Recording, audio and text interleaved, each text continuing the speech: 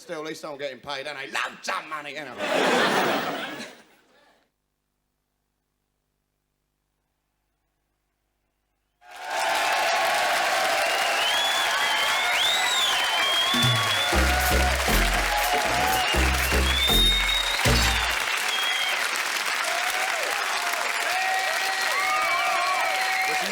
Ladies and gentlemen, now, I have to be honest with you, ladies and gentlemen. I must tell you the truth. I nearly didn't make it to the show tonight. I nearly did not get here. I almost got flummoxed at the very start of leaving my home, you see. It happens every week. I leave my house. Oh, yeah, by the way, I've got a house here. I own a house. Oh, my God, the hypocrisy of it, screams a certain newspaper. Calls himself interested in a welfare state and he's got somewhere to sleep. What a hypocrite. He ought to sleep in a cardboard box. If he says he supports the National Health Service, why doesn't he cut his head off and kill himself then? Anyway, as I was saying, I left my house. Well, I couldn't leave my house, see. I have this problem getting out of the house. Every time it's the same. That's why I never nearly get to the show. Because what happens is, I do the same thing you always do when you leave the house, you know. Turn off the kettle, as you do, check it at the plug, turn it off. Then you think, well, maybe I better just go and turn it off again.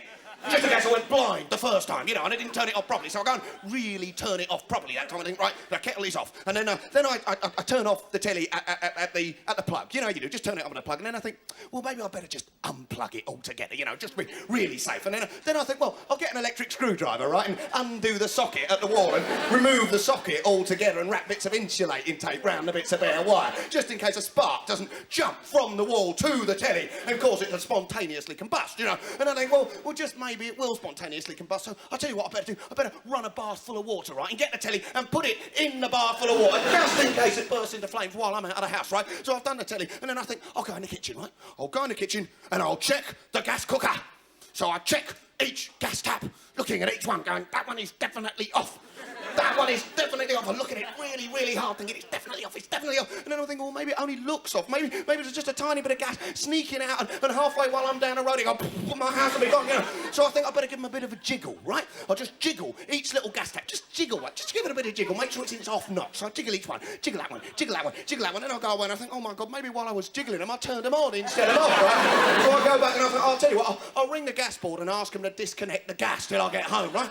And then I do all the window locks, yeah. I check, oh, he's got window locks. Says he supports the NHS, he got window locks. If he's so concerned, why does he put his video out in the street, eh? Leave his door open with a big sign saying, I'm a lefty, please come and steal my sparkly suits. That's what he ought to do, if he's not a hypocrite. Anyway, so I check all my window locks, and I turn the key, and I turn it. Oh, I nearly break my fingers, and then I unlock it again, so this time I can really lock it, you know?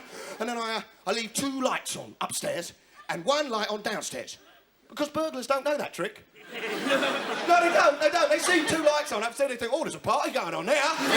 There's 15 armed police officers in that house. Those 2 lights mean that. No, I can't go in there. So I turn on the lights, do the window locks, turn on the alarm, put all my possessions in storage, sell the house, and come to work, right? Now that, ladies and gentlemen, is a symptom of a little devil that lives in all our heads. And that little devil's name is called Captain Paranoia. And the captain is a little devil that jumps out of your ear hole and stands on your shoulder and whispers in your ear little nasty little lies messing with your brain. And the captain is with us at all times. Captain Paranoia. It is the captain who is with you in the middle of the night, in the darkness of the night, at midnight, when you're lying in bed awake and you'll hear a distant creak. It is the captain who jumps out onto the pillow and goes, well, bugger me. Didn't that distant creak sound exactly like the stealthy footfall of a mad axeman? So you pull up your blankets, because then you're safe. I mean, that's a great theory, isn't it, eh? I mean, your average axe is bound to bounce off a synthetic duck-down duvet, no problem at all. The captain is with us at all times. Every form of life, beware the captain. Beware half-medical truths. I've been told a few half-medical truths. I've been told that if your hands ache, it could be the sign of a stroke. You could be about to have a heart attack. So every time I had a little ache in my hand, the captain's going, you're going to die. You're going to die. You're going to have a heart attack. You're going to have a stroke. You're going to die. Your hands are aching. I'm saying, Captain, I just slapped my hands in the door. He says, it doesn't matter. You're going to die. You're having a heart attack. You go to the doctor, you say, oh, I've got this strange lump in my mouth. He says, it's a Fox's glacier mint. The captain's going, no, it's not. It's cancer. It's cancer. The captain is with you at all times. There are in little things, ladies and gentlemen, the captain is with you. You are walking along the street. On the other side of the road, there is a police officer. The captain is going, you look guilty. You look guilty. Don't know what you've done, but you must have done it, and he knows, because you look guilty. Guilt is the root of Captain Paranoia. If there's a murder in outer Mongolia, I'm thinking, oh, I hope nobody thinks I did that. You go to a supermarket and you forget to pick up a shopping basket. You get one item in your hand and the captain's going, Everyone thinks you're nicking that.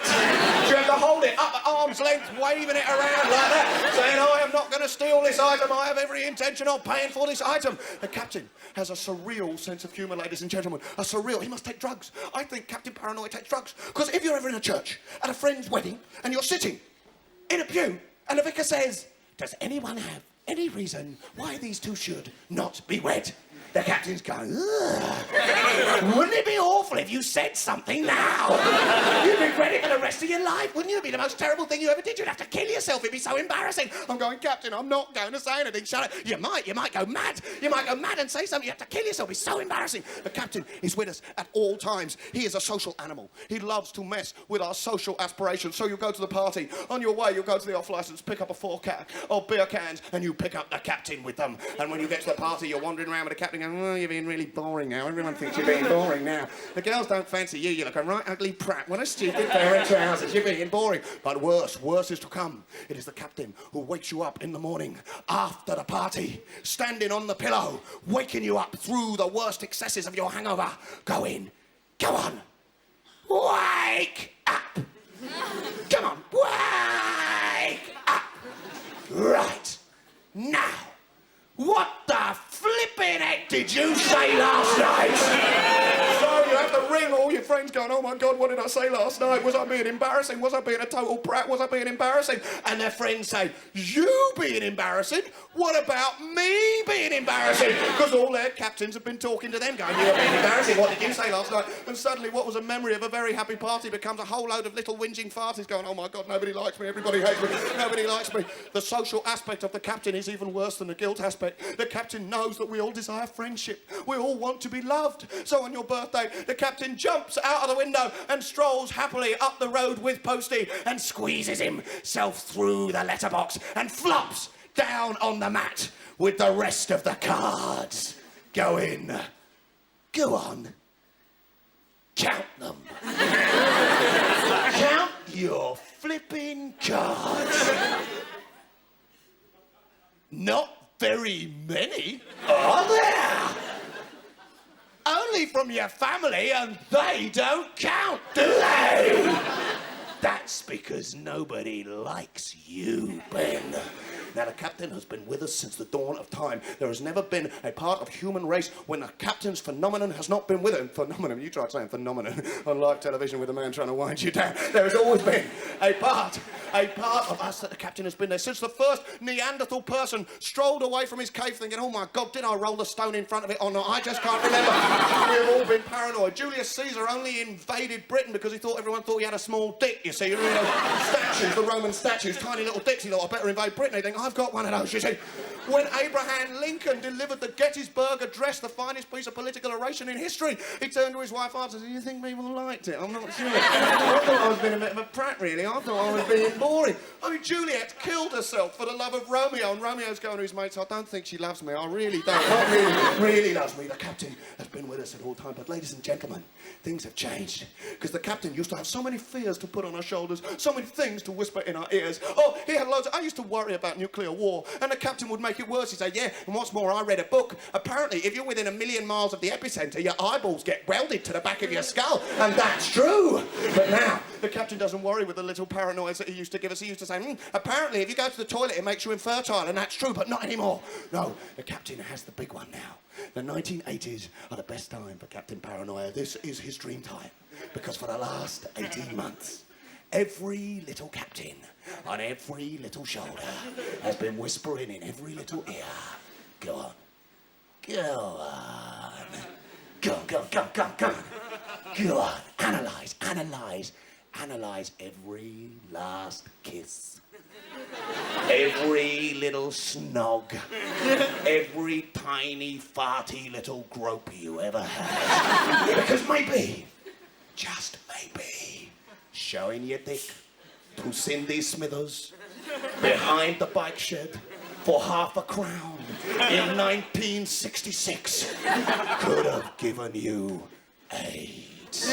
Everyone wandering around with their little captains going, oh, maybe you can get it from this, maybe you can get it from that, maybe you can get it from door handles, maybe you can get it from toilets, maybe you can get it from breathing the air of homosexuals. Every captain going, they don't know, maybe you can. And you say to the captain, no, you can't. Don't divide us. We don't need these ghettos, Captain. We don't need to divide people who need help because you can't. I've seen a documentary, Captain. You get it from sex and drugs if you're stupid enough to take it, not these social things. I've seen a documentary, so leave me alone, Captain. And the captain says, oh, saw a documentary on AIDS, did ya?